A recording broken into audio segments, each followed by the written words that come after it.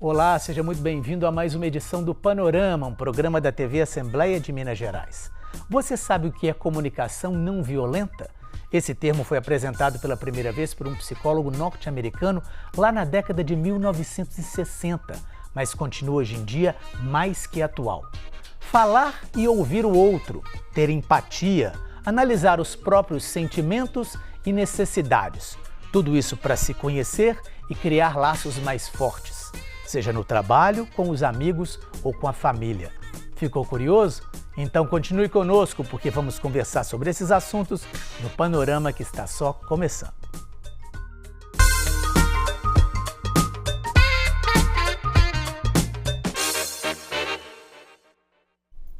Nossa convidada aqui no estúdio é a advogada e professora Ingrid Haas, que é doutora em Direito e também facilitadora de processos de comunicação não violenta.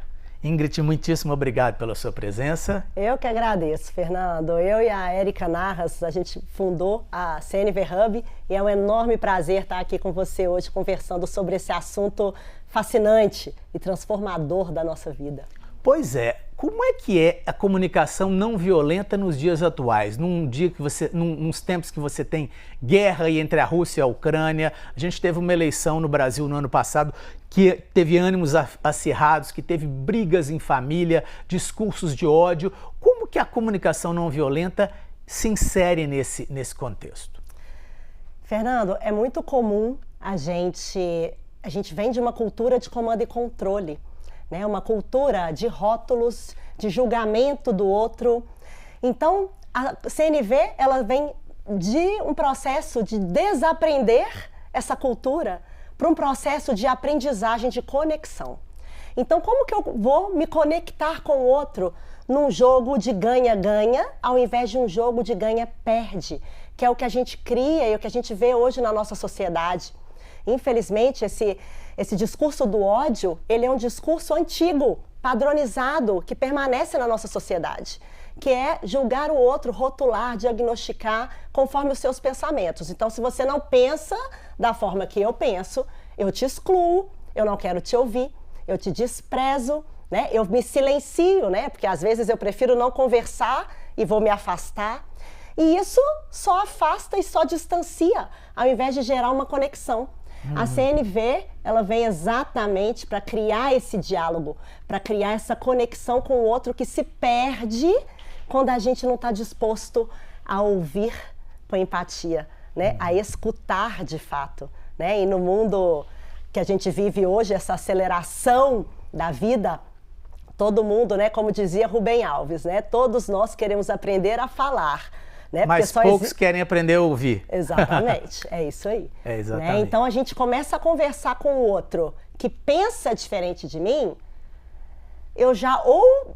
dentro de mim eu já crio aquela raiva, aquela ansiedade, E aí a CNV ela é um convite de autorresponsabilidade. Eu trago para mim.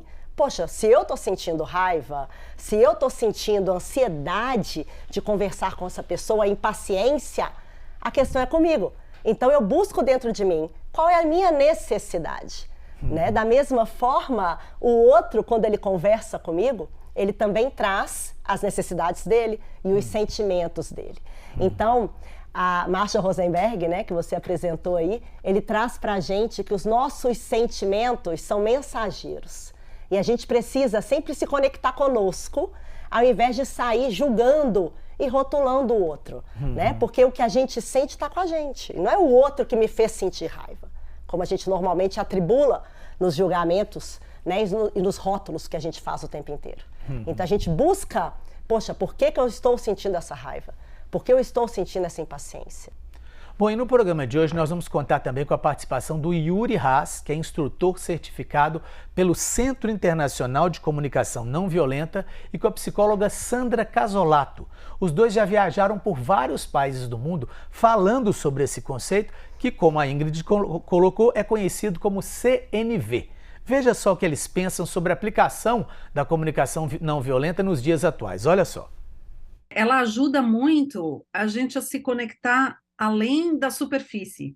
Então, pode ajudar muito a gente começar a perceber que a gente pode se manter conectado apesar das nossas diferenças, mesmo com divergências, a gente consegue se conectar e ter relações construtivas.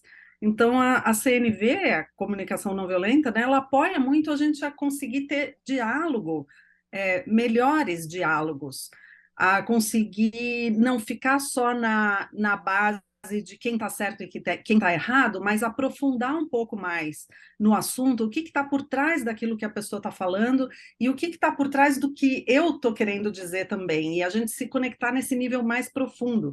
A partir daí dá para construir e encontrar pontos em comum onde a gente consegue se entender, criar pontes, para a partir dessas pontes, dessa conexão, conseguir falar, lidar melhor com aquilo que a gente discorda.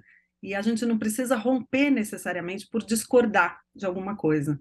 A base da conexão que a comunicação não violenta promove, ela é a base da nossa humanidade compartilhada. É a ideia de conectar com algo mais profundamente humano nos dois lados, que na superfície pode aparecer como algo polarizado, mas lá no fundo, as pessoas todas, pelos princípios da comunicação não violenta, a gente compreende que as pessoas todas querem apenas segurança, ou respeito, ou inclusão, ou participação, ou importar.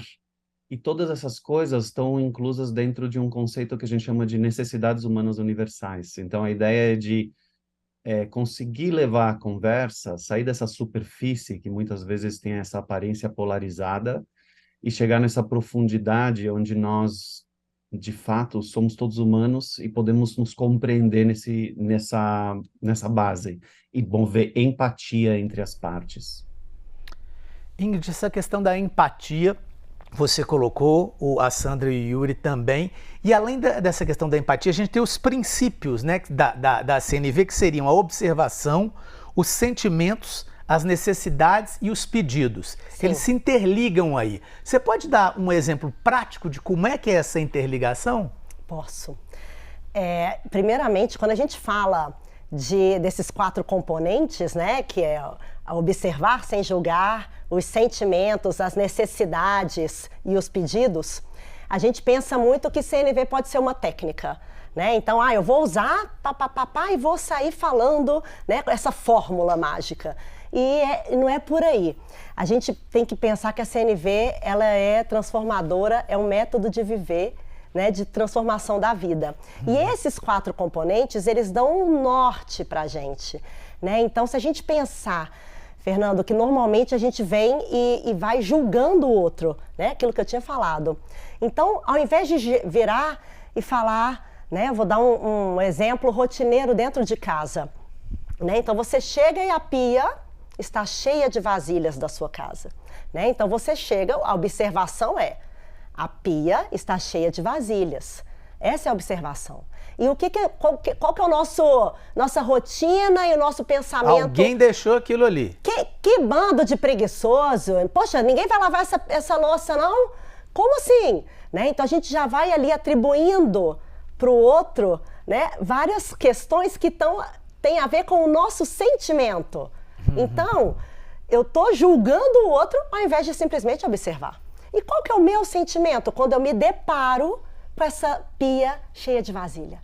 Meu sentimento é de aflição. Meu sentimento é de ansiedade. Por quê? Porque eu tenho necessidades. E qual é a minha necessidade? De limpeza. Necessidade de organização, de ver a casa limpa. Então, quando eu vejo aquela pia cheia de vasilha, eu percebo o meu sentimento e vou atrás da minha necessidade.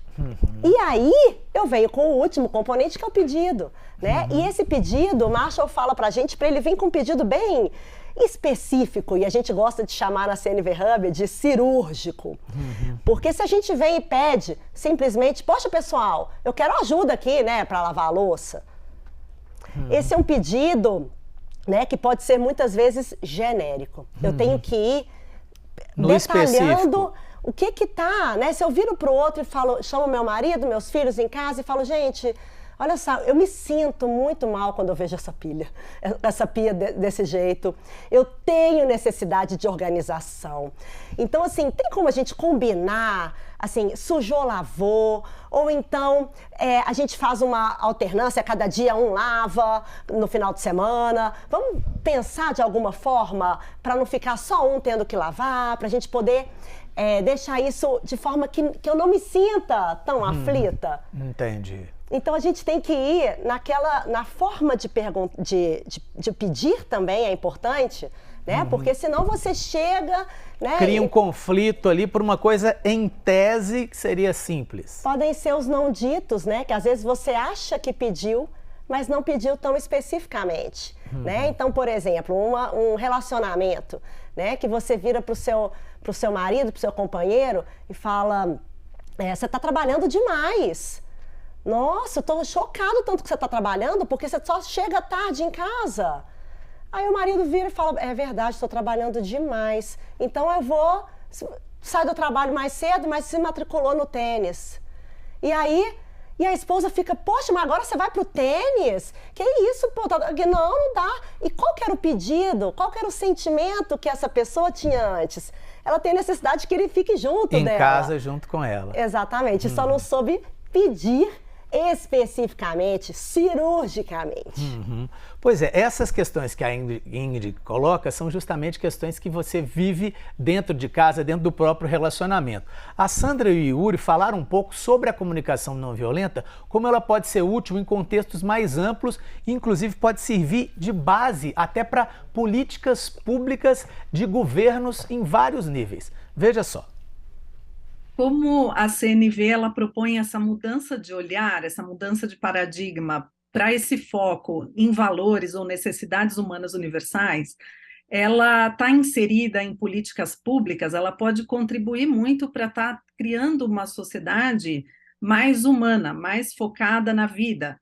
Então, a comunicação não violenta ela pode estar dentro das escolas, por exemplo, desde as idades mais jovens até universidades, ela pode estar dentro do sistema de saúde, para os profissionais de saúde, ela pode estar dentro de todos os âmbitos que estão inseridos na sociedade, que podem estar trazendo essa transformação e uma melhoria como um todo. A ideia de entender de uma forma um pouco mais abstrata, em primeiro momento, quais são as necessidades que precisam ser atendidas, permite um espaço criativo maior quando vai pensar em estratégias concretas sobre como fazer. E a conversa, a discussão entre as partes pode ficar mais cooperativa, mais colaborativa, como a gente vê em vários espaços. Uma das coisas que a gente tem notado, quando a gente tem feito muito trabalho com agências de governo diversas, a gente tem notado que os participantes, dependendo do lugar onde ocupam e quanto estão envolvidas em criar políticas públicas, tem exatamente essa sensação de que a criatividade se torna mais possível quando existe um foco unificado de cuidar dos seres humanos e permite pensar criativamente sobre as estratégias, ouvir diversas vozes, ver que caminho que mais funciona ou que integração dessas estratégias pode funcionar. Normalmente, dessas pessoas, a gente sente um senso de alívio e de uma abertura, uma esperança maior de que é possível ser mais criativo. Ingrid, como é que a gente pode utilizar a comunicação não violenta no trabalho, no dia a dia do trabalho das pessoas? Fernando, imagina o feedback que a gente tem que dar para os nossos colaboradores, né, para as pessoas que trabalham conosco o tempo inteiro. Como que é esse feedback? Ele pode ser um feedback violento ou um feedback não violento, né? E aí a CNV, ela vem te explicando isso, né? E parte, inclusive, dos 4 componentes que a gente comentou, né? Então, se você pode falar, poxa, mas fulano chega atrasado todo dia, né? Então, e além disso, né? Como é que você vai dar um feedback para esse colaborador, né? Então, você vem falando dessa observação, né? Então, se vocês falam, chega atrasado todo dia é um julgamento, né? Porque será que é realmente todos os dias? Ou será que foi terça e quinta que ele chegou atrasado? Né? E a gente pontua, né? Porque a observação, ela vai lá, poxa, teve um dia que atrasou só 5 minutos, teve no outro que atrasou um pouco mais.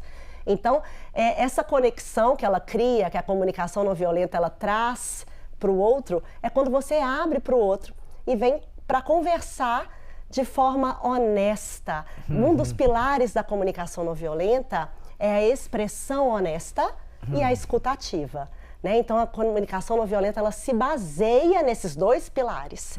E se eu venho para esse meu colaborador, né, conversando com ele de forma honesta, expressando como eu me sinto diante do fato dele estar se atrasando alguns dias da semana, né, e eu estou disposta a escutá-lo. O que está acontecendo na vida dele que está fazendo com que ele se atrase dessa forma? Porque o meu sentimento é de angústia de tanto trabalho que a gente tem que fazer. Né? Então, eu tenho essa necessidade de entrega, de um cronograma de resultado, e que se ele vem atrasando, isso me gera um desconforto muito grande, uma ansiedade. Então, se eu estou disposta a conversar com ele dessa forma, né, e fazer esse pedido cirúrgico, né, esse pedido específico, compreender o que está acontecendo na vida dele para fazer com que ele atrase dessa forma. Né? Porque às vezes, nossa, eu estou tendo que levar meu filho na escola e meu filho não levanta de jeito nenhum, e ele pode vir se abrindo para você também. E a partir dali, vocês juntos tentarem alguma coisa para melhorar essa conexão, para melhorar esse ambiente de trabalho. Né? Porque se a gente guarda, você vai só juntando.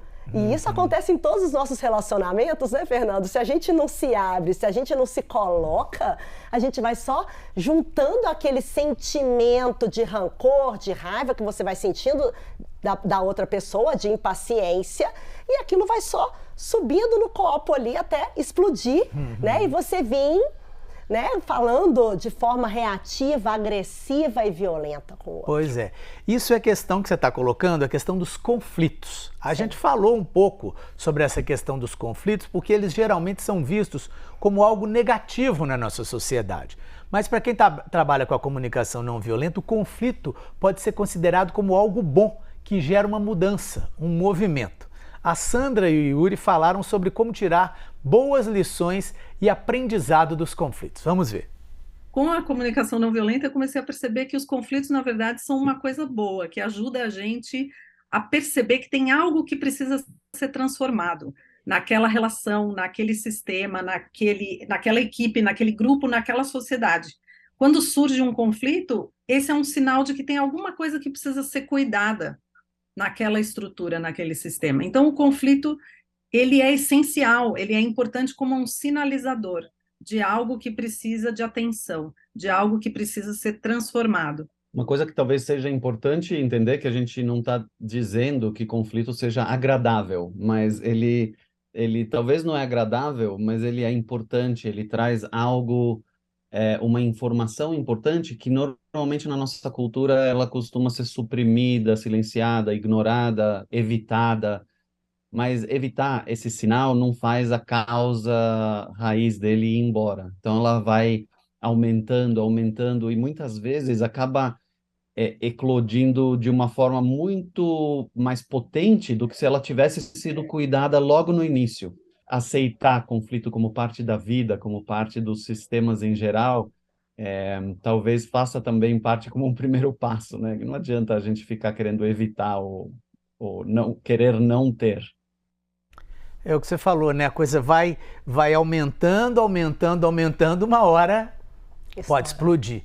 Eu queria ver uma outra parte também que você coloca, né? A CNV coloca, que é a questão dos pedidos. Sim. Como fazer um pedido? E aí a pergunta seria basicamente duas. Como fazer com que o pedido não se torne uma exigência? Porque uma coisa é pedir, outra coisa é exigir. E como lidar com o não ao pedido, seja ele no âmbito pessoal ou no âmbito profissional? São detalhes aí. Como é que a comunicação não violenta lida com isso? Então, o pedido é essa forma que a gente vai se comunicar, né, Fernando? Então, a gente tem que ser bem cirúrgico e específico, né? Nessa forma de ter clareza para conversar com o outro, né? E o não do outro é um sim que ele está dando para ele mesmo. É um sim para as necessidades dele, para os sentimentos dele, que, como eles bem colocaram, são universais. Todos nós temos essas necessidades, todos nós temos, em momentos diferentes, os mesmos sentimentos, eles são universais. né? Então a gente compreender que esse não que uma pessoa está dando pra gente e que pode, você está querendo um sim ali, né? E aí aquilo te gera uma série de sentimentos, né? É você não atribuir o seu sentimento de raiva de ter recebido uma negativa, um não do outro, né, ao outro, e sim a você mesmo. Poxa, ele está falando não, mas porque ele na tem verdade... os motivos dele, ele vamos tem dizer os assim. motivos dele, as necessidades dele, e ele está atendendo essas necessidades, né? E é da mesma forma, a gente aprender a dizer não também. Quando a gente não quer fazer várias coisas e a gente, né, fica sempre sim, sim, sim, fazendo tudo que todo mundo pede pra gente. Né? Então, peraí, esse é o meu sentimento? Essa é a minha necessidade? Como é que eu vou lidar com isso? Né? Como é que eu vou me comunicar com essa pessoa sem distanciá-la de mim?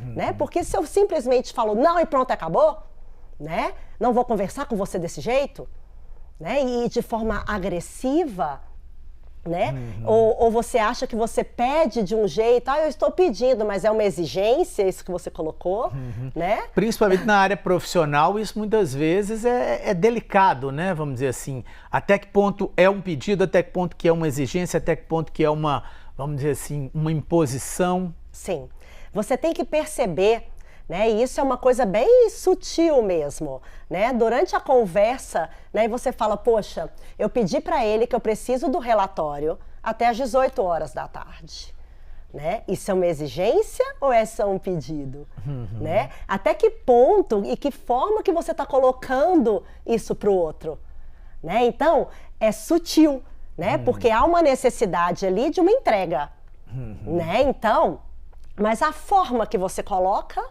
essa forma pode soar como um pedido e não como uma exigência para o outro, né? Porque quando vem como exigência, isso já cria em você, né? Já te aflora aquela necessidade, né? De entrega imediata, de correr contra o tempo, né? É isso mesmo. Infelizmente, a gente está caminhando para o finalzinho do nosso programa, mas antes, eu queria mostrar a última participação do Yuri e da Sandra, porque eles tiveram experiências em vários países trabalhando com a comunicação não violenta.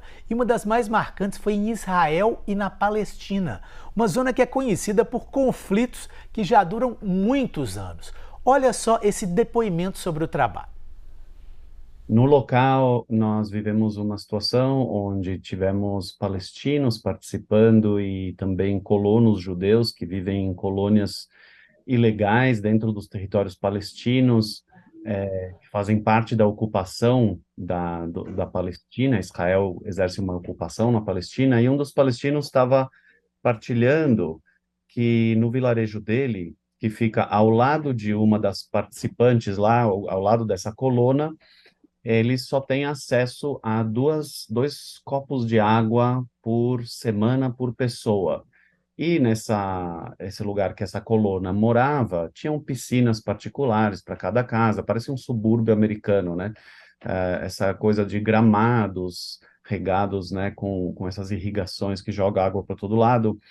E ela ficou chocada ouvindo isso, que o vizinho só tinha 2 copos de água por semana. E esse conceito fundamental, de novo, essa universalidade de todos os seres humanos dependerem de água para sobreviver, perfurou todas as camadas de narrativas diferentes, de identidades diferentes, seja religiosa, seja política.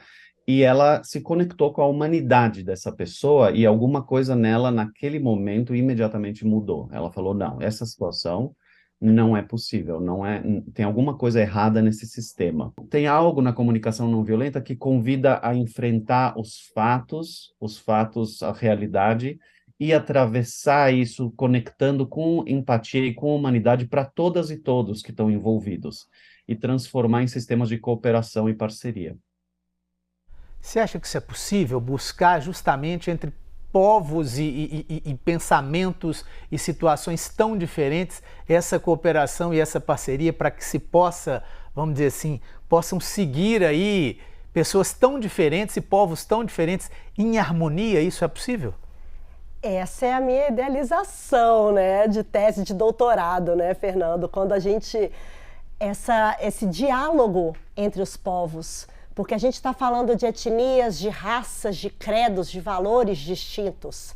Então, você compreender o outro com tantas diferenças sociais, como ele disse, né, e ideológicas, se você não tem uma escuta, se você não tem uma disposição de se conectar com esse pensamento diferente, fica realmente muito difícil. Então eu acredito exatamente nisso, que na verdade a gente precisa construir, a gente ainda está longe desse processo, de fato, mas a gente precisa construir a forma, sim, da gente buscar esse diálogo, né? Se a gente souber estar aberto a essa escuta ativa, verdadeira, né? E saber que o outro pensa diferente, que está tudo bem, porque são valores e crenças e tudo mais distintos, né? A gente poder compreender isso e estar disposto a aprender, por que não, com esse pensamento distinto, né? E pensar no todo, na humanidade, porque a humanidade cresce se todos nós evoluirmos como seres humanos, pensando no coletivo e não no individual. Ingrid, muito obrigado pela entrevista.